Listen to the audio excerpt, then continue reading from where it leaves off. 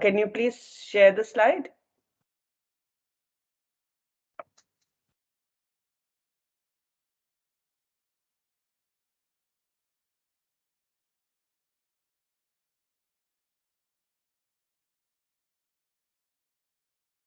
Yeah, so we'll just do a quick recap of the things that we've covered. Now, as you know, one of the major themes that has run through our course is the whole idea of social order. And we were looking back and thinking through ideas of what is it that constitutes order? How has order been understood sociologically? In order to to do that, what we took recourse to to an understanding of social institutions. So we said this the easiest place to begin to look for social order are these different social institutions, and we began with certain basic institutions which we are almost born into. So, for instance, the family, the kinship, and so on. And then moved on to sort of certain larger institutions which are more connected to our public lives, such as the bureaucracy. Yeah, the first one, please. Um, the key ideas. Yeah. So what we were trying to establish through our sort of discussion on institutions is to think about the ways in which the individual and the society are linked. And again, this is a theme that is at the sort of heart of sociology. And so this, how when we think about ourselves as living and acting and being in a society, what do we do that contributes to a sense of order?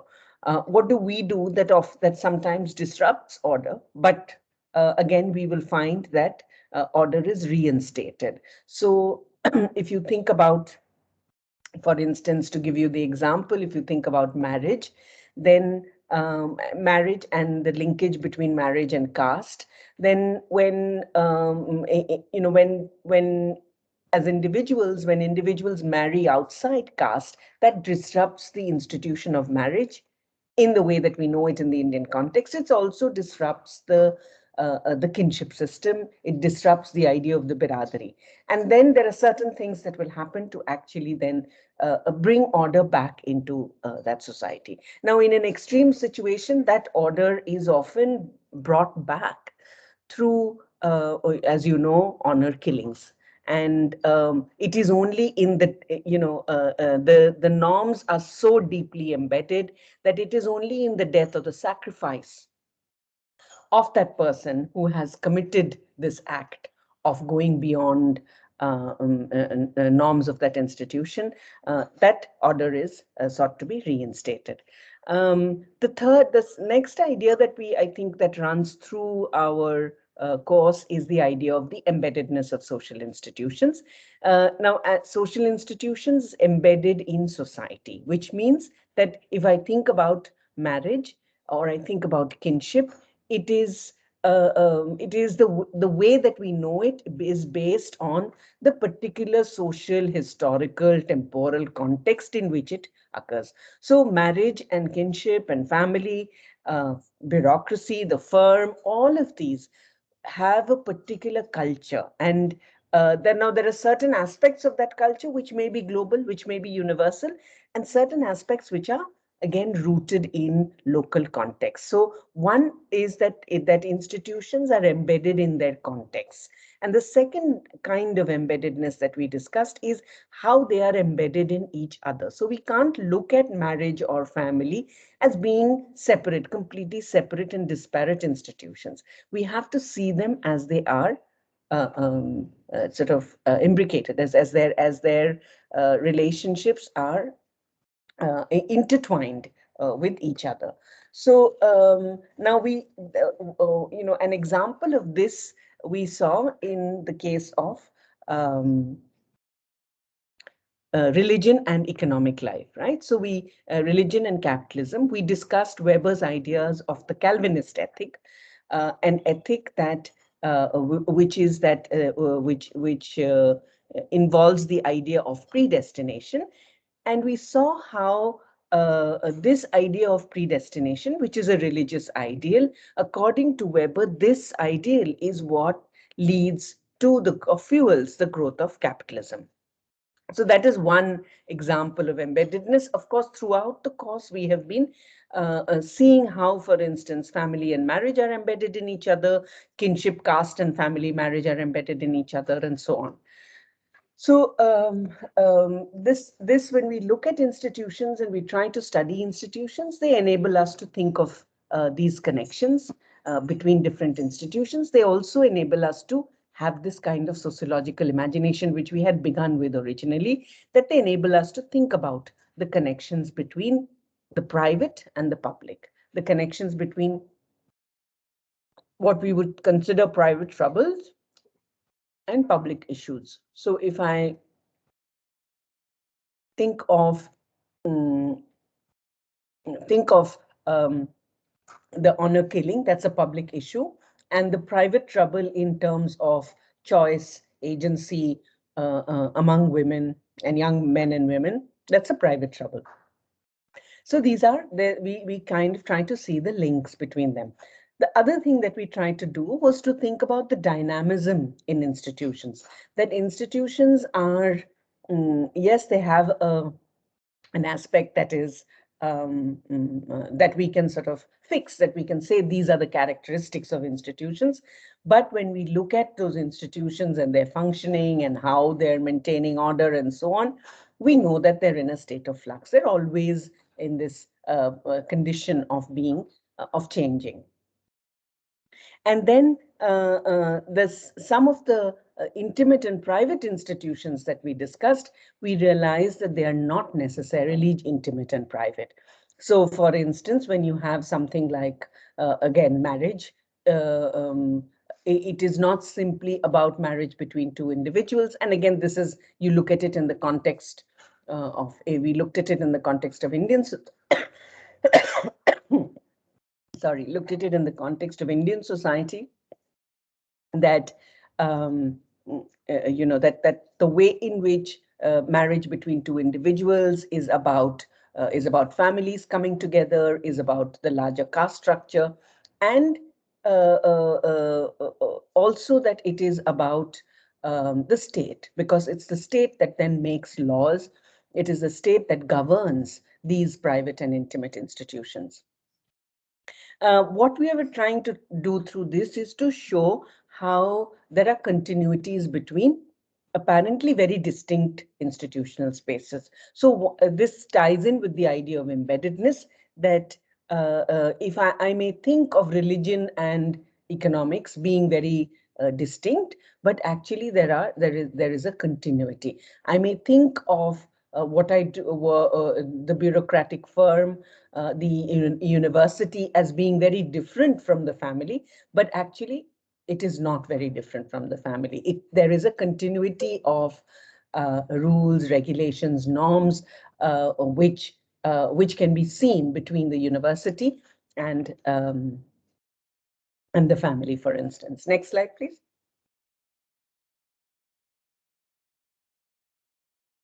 So we address this idea of what are total institutions. Repeated groupings of individuals who interact with each other. They come together because they have certain needs. So one, this collective need defines social institutions. It's also about certain common reciprocating attitudes. So over a period of time, the way in which we behave with each other that develops certain conventionalized behavior patterns. And this emerges out of this process of an interaction. So institutions depict these reciprocating attitudes, these conventionalized behavior patterns. So what the teacher and the student will do in class is part of this conventionalized behavior patterns, for instance.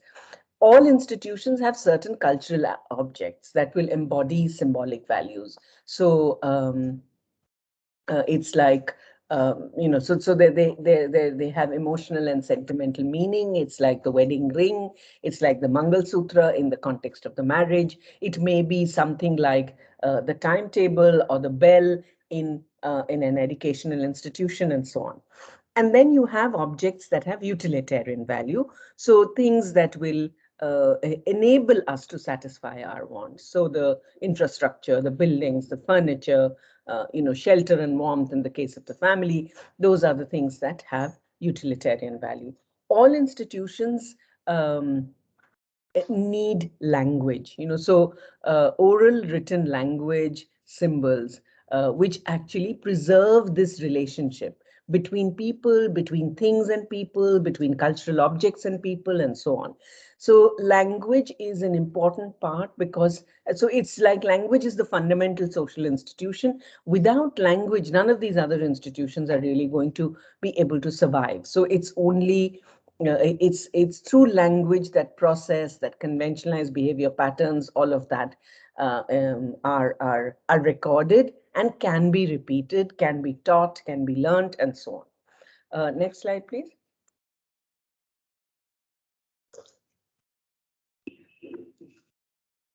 So the first sort of mix of institutions that we looked at is marriage, family, kinship. In kinship, as you all know, the first one, please, on kinship. We looked at descent. Yeah, this one. So we said that, if you think of kinship, or kinship, marriage, and family, these are all institutions of relatedness and identity. So a person's primary identity is drawn from the institutions of family and kinship. And these institutions are then embedded in larger structures of the society at large, of the state, of economic institutions, and so on. Now,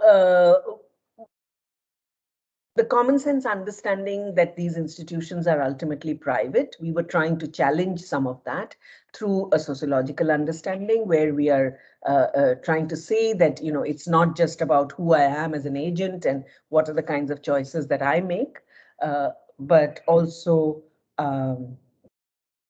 it's also about how those choices are constrained by the rules and norms of certain institutions. So what we were trying to do is that we're trying to think about the linkages between the private world of the family and the world beyond, the public world of the state, of legislative bodies, and so on. The next slide, please. So we looked at two now, if you think of kinship as an institution, the beginning of kinship as an institution, or if I may say that sort of the structural logic is located in the fact that there is that you cannot marry your own. So the norm of, which is both natural and cultural because there are variations. What you define as your own is different in different it differs across different societies, and natural because, again, of the sort of biological understanding of who can be married, who is marriageable, and who is not. In relation to the ego. So the ego, you know that the ego is at the center of the kinship, the ego as an I. Now, we looked at two theoretical positions with regard to kinship as an institution: descent and alliance. Descent, those related to descent are basically those who are related through blood relatives. And alliance as in those who are related through marriage. So in small-scale societies and in traditional societies, the kinship is the basic organizing principle. So everything else revolves around kinship. So if I think of like tribal societies, primitive societies, I think you'll see that all other aspects, so property, political authority, social status, all of that continue to be based on kinship. In modern and contemporary society, we would say that kinship is a primary organizing unit, is a primary organizing institution. However, aspects of status and political authority and so on have connections to kinship as an institution, but it may not be directly based on it. So again, you will see that in many cases, for instance, especially in the context of political authority, you will have what are called political families. So it is there's a kind of lineage, a political lineage that continues. So then there you see the connection between political power, those who wield political power, and the kinship systems. Yeah, the next slide, please.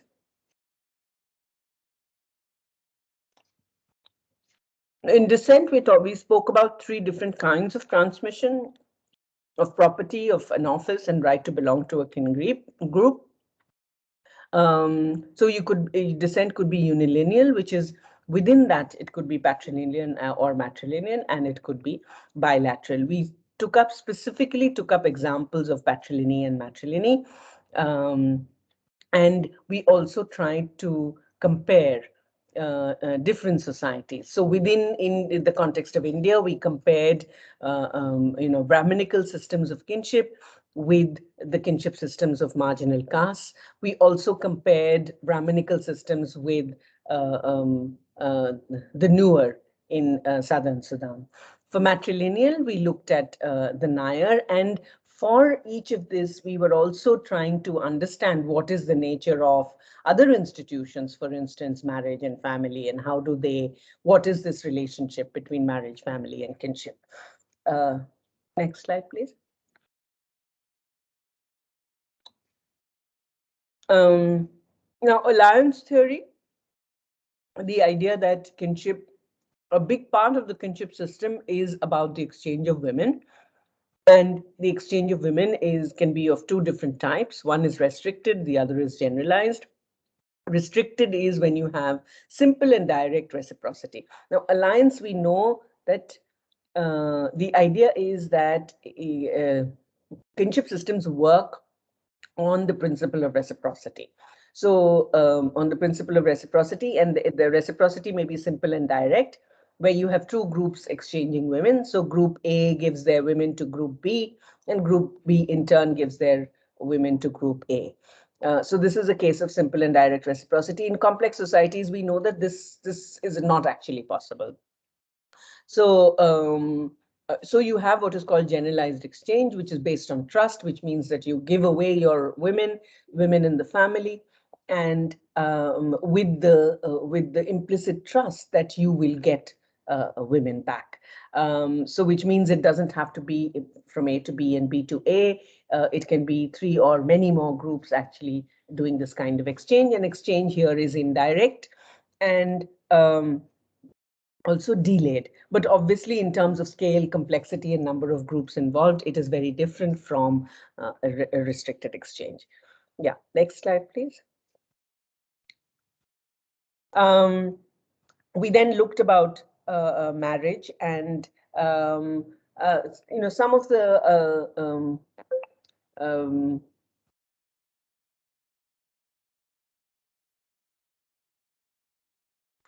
the sort of what are the kinds of generalizations that we can draw on about marriage. The idea that it is an emotionally charged relationship between spouses and creates in-laws, and marriage is the mechanism for building kinship systems on the basis of alliance.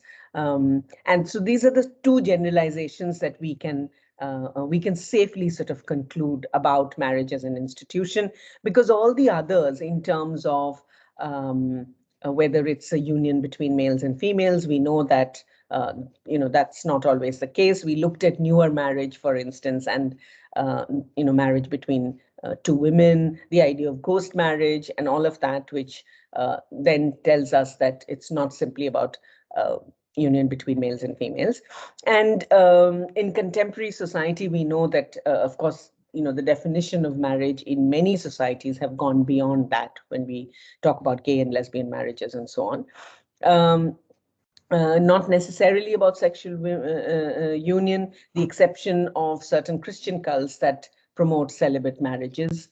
Not necessarily about legitimizing children either, given that with the sort of use of reproductive technologies and so on, there are several other ways in which children can be brought into this world, and also in the context of gay and lesbian marriages and so on. So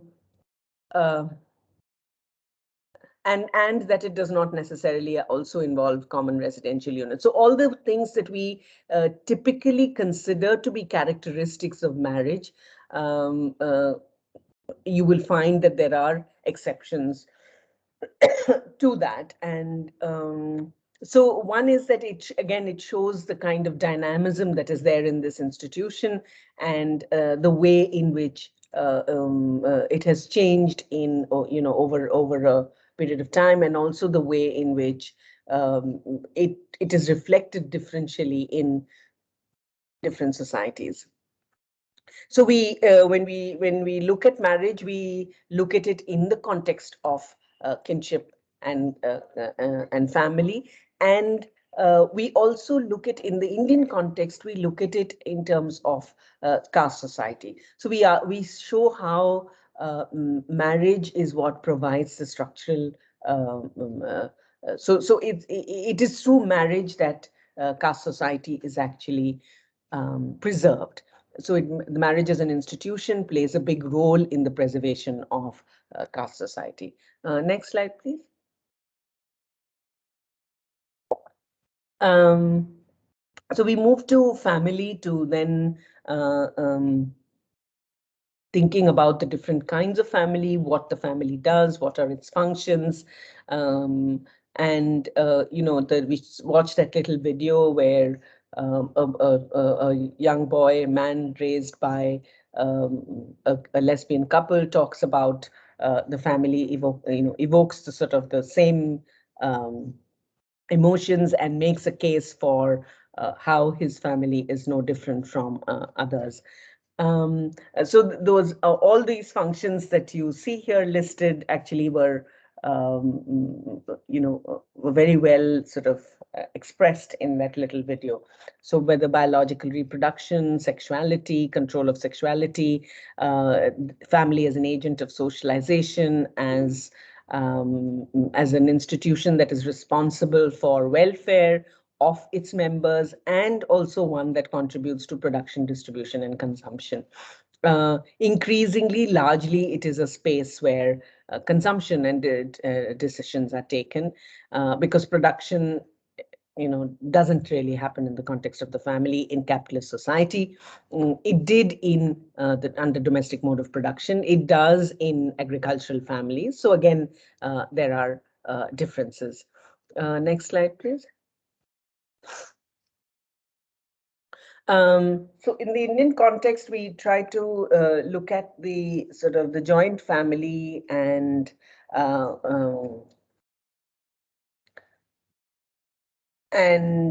how the family sort of holds the kinship system together. What are the sort of what are the cultural codes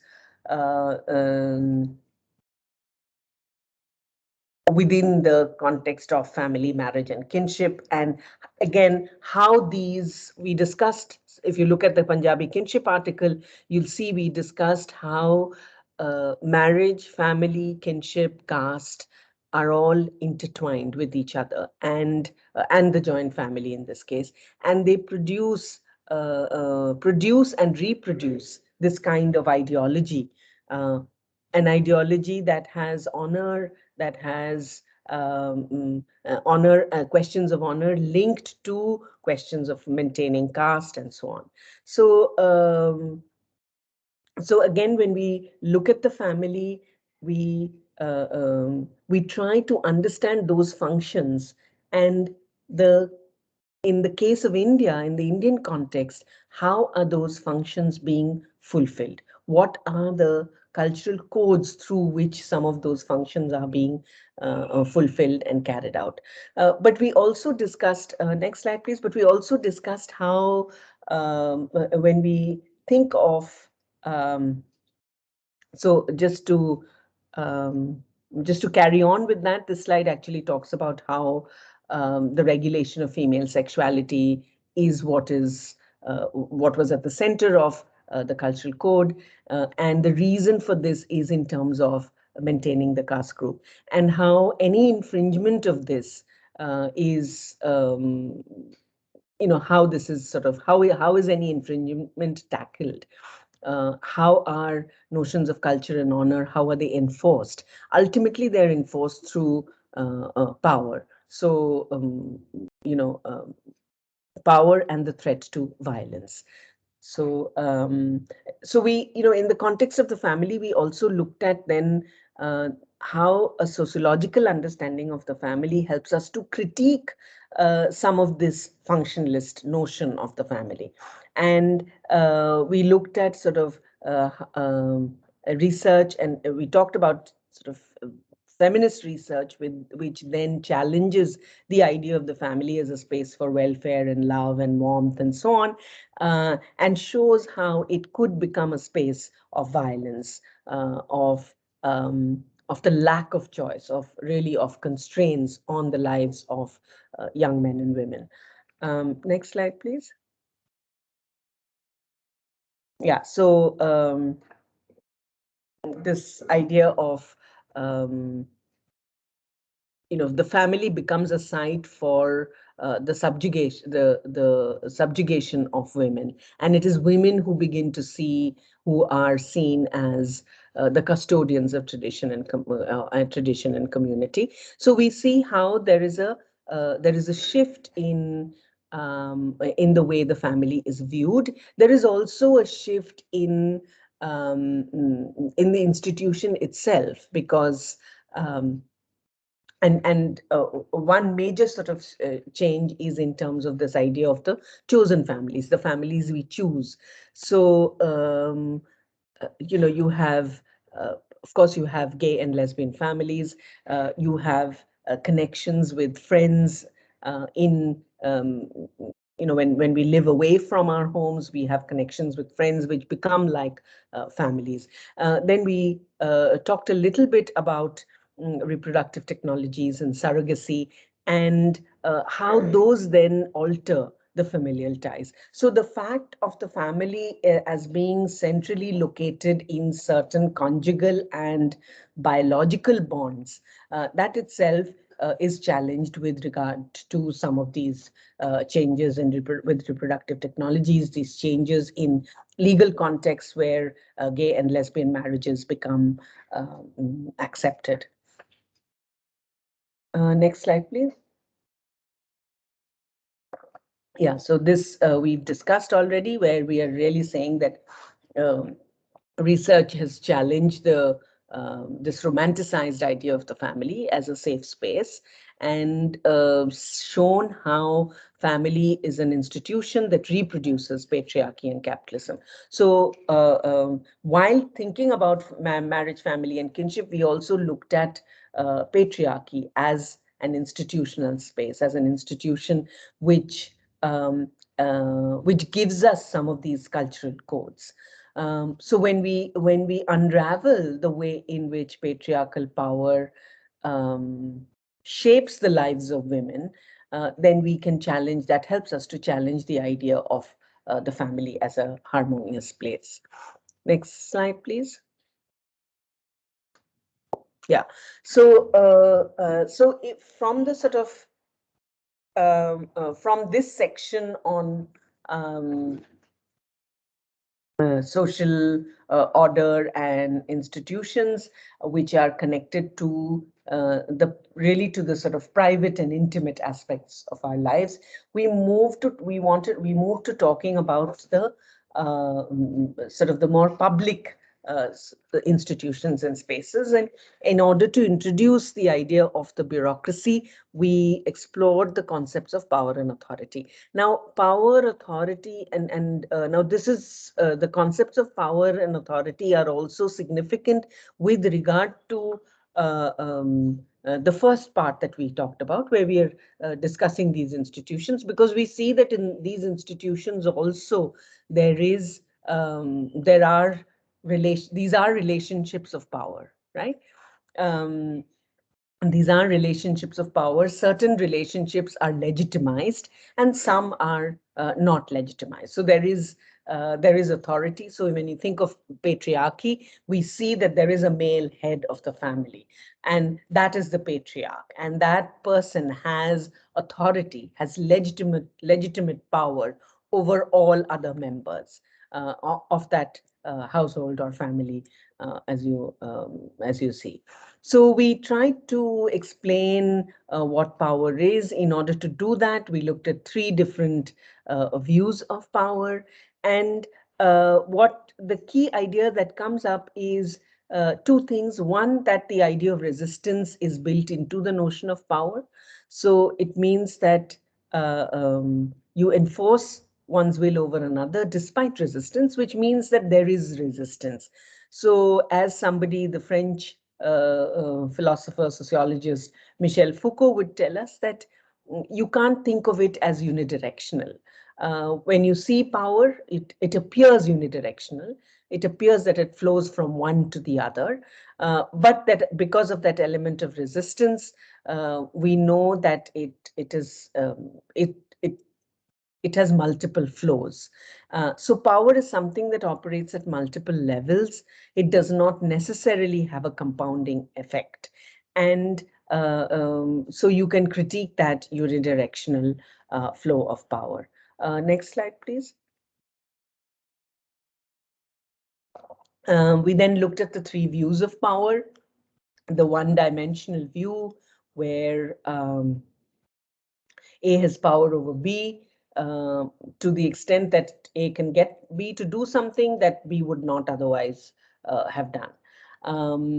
So there's the capacity and the actual doing.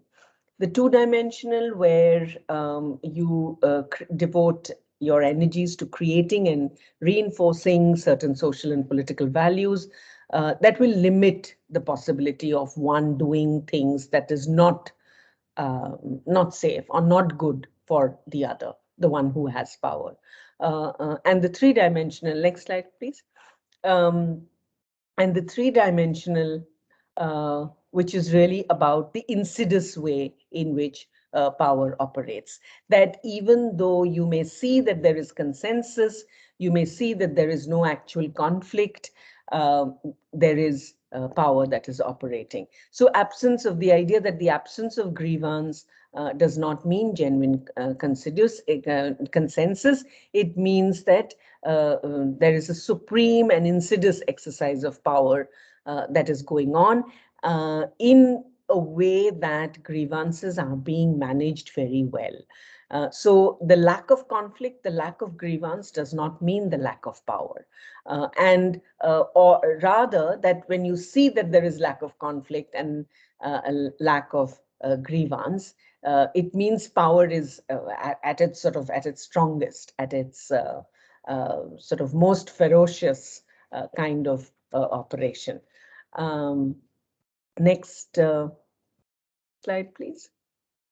So from the concept of power, we move to talking about what is it that gives legitimacy to power. And so legitimate power is authority. Authority can be defined as legitimate domination. And here we introduced ideas of Max Weber again to talk about the three different sources, which is charisma, tradition, and rationality.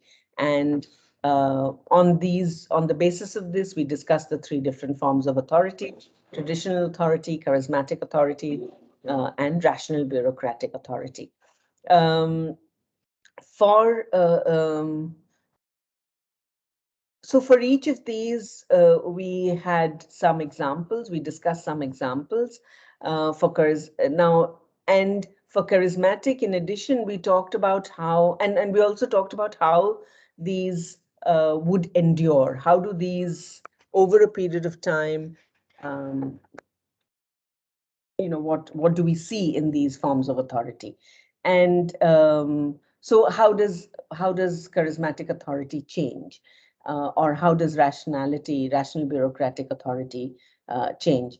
So in the context of charismatic authority, we talked about whether this has revolutionary potential or not, and what can it become.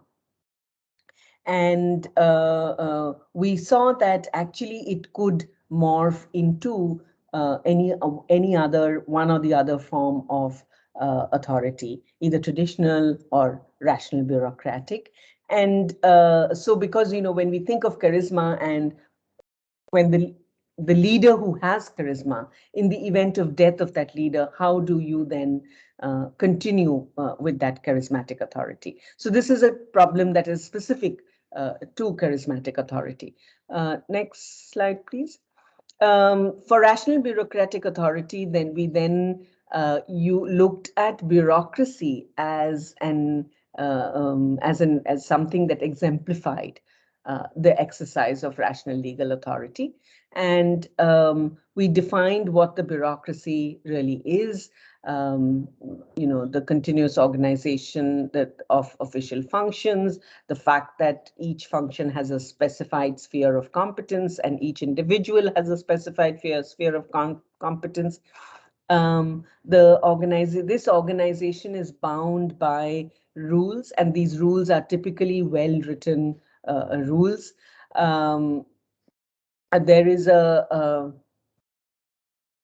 There is a hierarchical system in place.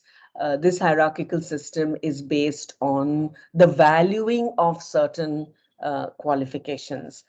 So it is your entry into the job, into the specified sphere of competence, is tied to your technical qualifications and your specialized training. You do not own the means of production that is associated with the office, that they're merely to be used um, while in order for you to do your job. You cannot appropriate position. Position is something that remains. You just,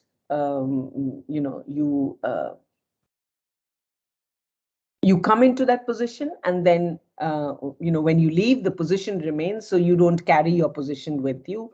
All of the administrative acts, decisions, precedents, etc., all of this is formulated and recorded in writing, and then they become they take the shape of the rules. So you have, for instance, in the university, we would have let's say staff meetings, and in those staff meetings, the decisions that are taken therefore have to be minuted, because the minute then becomes either a precedence or a specific rule.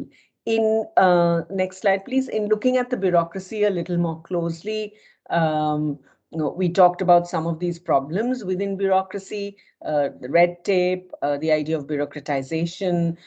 We talked about the sort of McDonaldization of society, which means that you see bureaucratization in all aspects of your life. We talked about the iron cage of bureaucracy, which really means that, and the example that we gave is of Nazi Germany, where the end goals, the values associated with end goals no longer remain relevant. It was just the performance of certain rules and the performance of a certain kind of task. I had given you this example of a film called The Boy in Striped Pajamas, where this little boy's father, who's a Nazi officer, actually you know um, goes to live near one of these camps, and and is really performing the rules to the extent that it ultimately results in this young boy's death. So you see how you are left with the structure of rules, the scaffolding of rules, without thinking about the larger sort of processes or the larger issues or the larger values with which the rules, some of these rules could have been designed with. So you're no longer concerned with the question of value at all.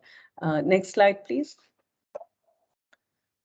So with regard to bureaucracy, I gave you the example of Alvin Goldner's work on patterns of bureaucracy, and this can be seen as a critique to Weber's ideal typical bureaucracy, because he says that within the same organization, you can find multiple forms of bureaucracy. And he finds three forms: the mock bureaucracy, the representative bureaucracy, and the punishment-centered bureaucracy.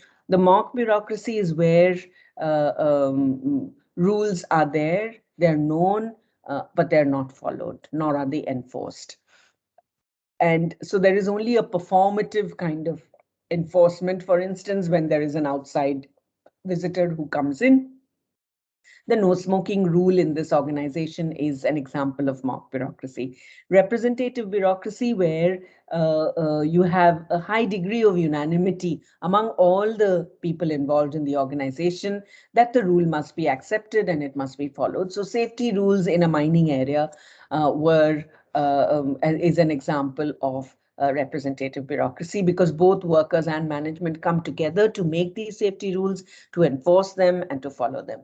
The punishment-centered bureaucracy is when rules are initiated by the management and that in it has sanctions. So if I look at the no absenteeism rule, that would be an example of the punishment-centered bureaucracy. And if there is any deviation to this, then there would be sanctions or there would be punishments against them. Next slide, please.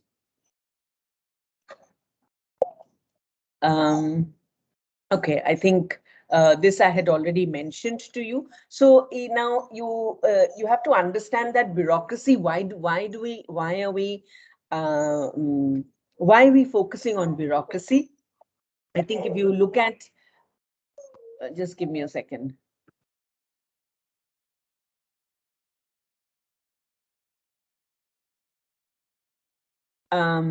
If you look at,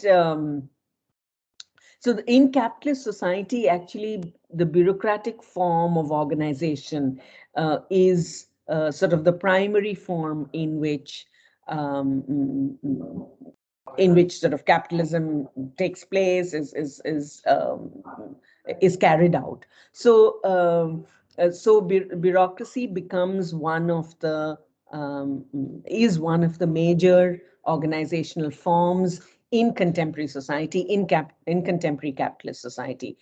From this, we then look at capitalism as a system and certain ideas from sociological theory to explain capitalism.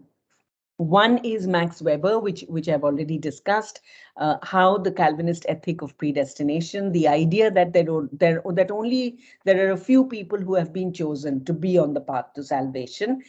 This created anxiety among people, and the way in which people responded to this anxiety was by leading their lives in a manner that they thought would categorize them as being among the chosen few. So what they started doing was that in order to be counted as among the chosen few, they worked hard, they led austere lives, and so on. And this became the norm. And more people then would be doing this, which is working hard, leading austere lives, having a very sort of strict work ethic. And all of this fueled the growth of capitalism. So a religious principle had the unintended consequence of economic growth, of certain economic outcomes. So in looking at sort of the origins of the beginnings of capitalism, I think in Europe, this is one of the ideas that is very, very significant, which is Weber's understanding of the Protestant ethic and the rise of capitalism. Now, we must remember again that the three theorists that we look at, who are called the classical theorists in sociology, Durkheim, Max Weber, and Karl Marx. We have covered certain basic ideas of each of these three theorists. So one way to do this course would be to just think about the body of work of these three theorists. Instead of doing that, what I have tried to do is to introduce uh, um, mm, these categories of thought, or these concepts, or the theoretical ideas, through an understanding of institutions, through an understanding of social order and institutions. So if I think of institutions, then religion is also an institution. And here we are again seeing how two aspects, religion as an institution and the capitalist system, are connected. And we're also trying to see the factors that led to the growth, or to the rise of capitalism. Again, this is in certain parts of Europe where you had this Calvinist ethic of predestination. Next slide, please. And then finally, we look at capitalism as understood and as written about by Karl Marx. Again, one of the sort of major theorists of what is called political economy, basically looking at the relationships of power within the economy.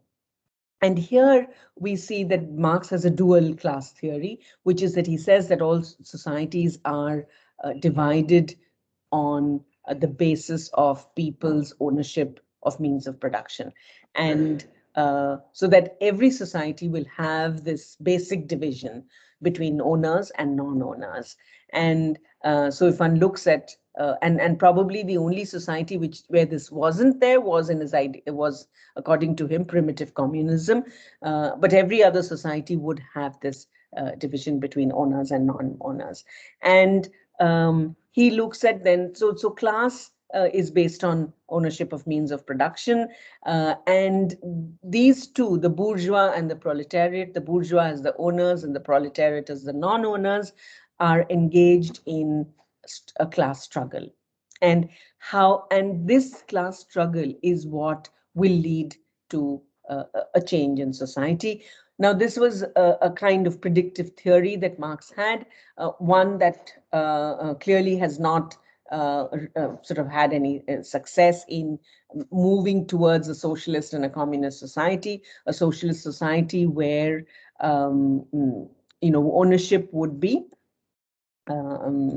it's a sort of interim phase where you wouldn't have private ownership, right? It would not be largely private ownership, which is what you have in capitalist society. Now, according to Marx, what is it that creates that creates a condition for change?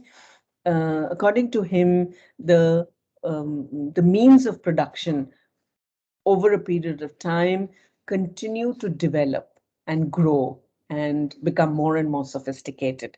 And by means of production, you mean the kind of, it's the material context, right? It's the kind of things that you're using, the technology and all of that, the infrastructure. So all of that will grow and develop.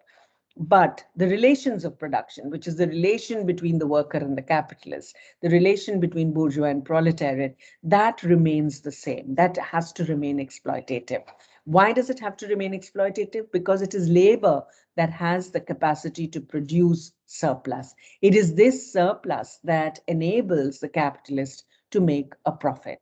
And so if capitalism has to continue, then this exploitative relationship has to continue. But at the same time, what he's saying is that there will be it will create a context where the development of the means of production and the stagnation of the relations of production creates fetters, so that over a period of time, it will not be possible to develop means of production further, and because of your exploitative relations. And that is when the system will probably collapse.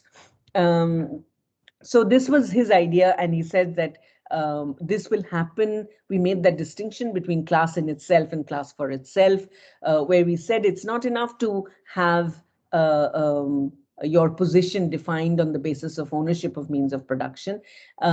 It's when the worker becomes aware of the collective spirit and the collective idea of this exploitation of and of this sort of, when they come together, that's when it becomes a class for itself. And it's only when the proletariat makes this transition from a class in itself to a class for itself that it will be able to overthrow the capitalist system. And it will overthrow, this overthrow, he says, will be a violent overthrow, because you have to sort of seize power in a sense from the capitalists. So this is largely the ideas that is also sort of expressed in the short reading that I have shared with you.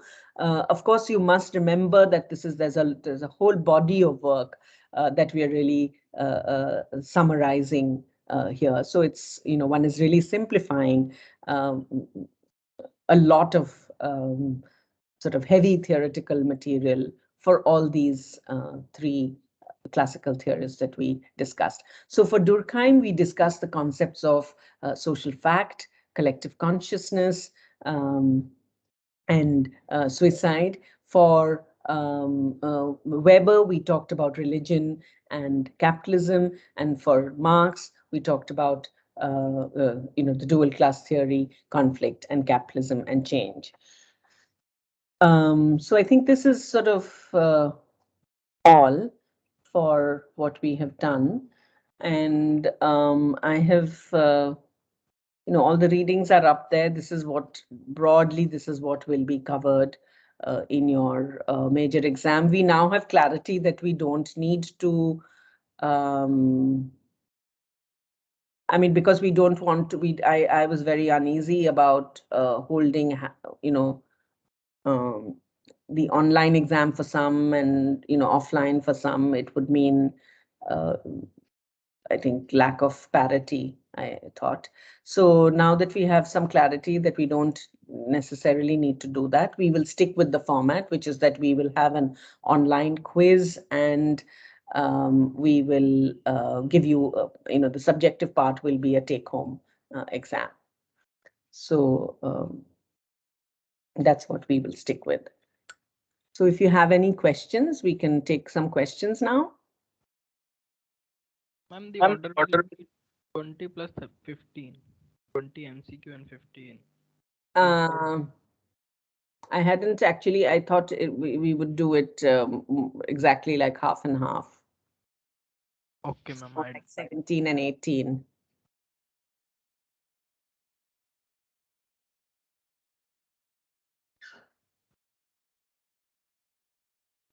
Oh, ma'am, can we have 15 versus 20 only? 15 in the, you mean 15 in the... 15 in the objective and 20 for the take home. Yeah, we can do that also.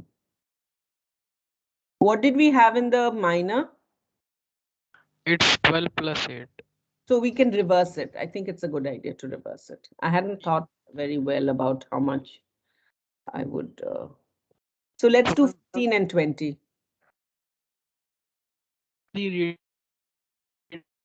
Himanshu, you're breaking off. Already uploaded by you. Huh? Ma'am, the reading will be already uploaded by you. That is only we need to be covering. Readings I've already uploaded. Everything. Yes, ma'am. Huh?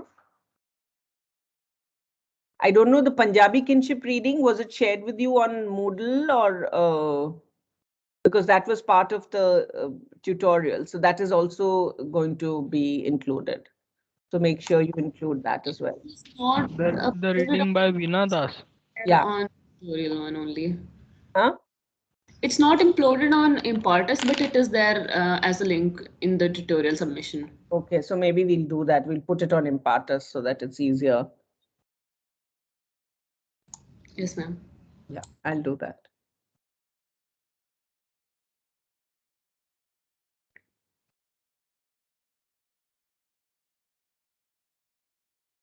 Okay, I think, so today being the last day for tutorial, we'll be there today between, 1 and 2, but we won't be there tomorrow. But if you have any questions or whatever, even between now and the exam, please feel free to get in touch with the TAs and or send me an email, and we can set up, if you need to meet also, we can set up a time to meet, and I'll share with you if I find the videos from last time. I will share some of them with you.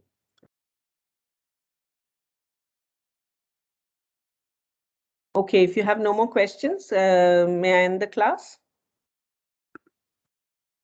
Yes, ma'am. Thank you. Yeah, thank you.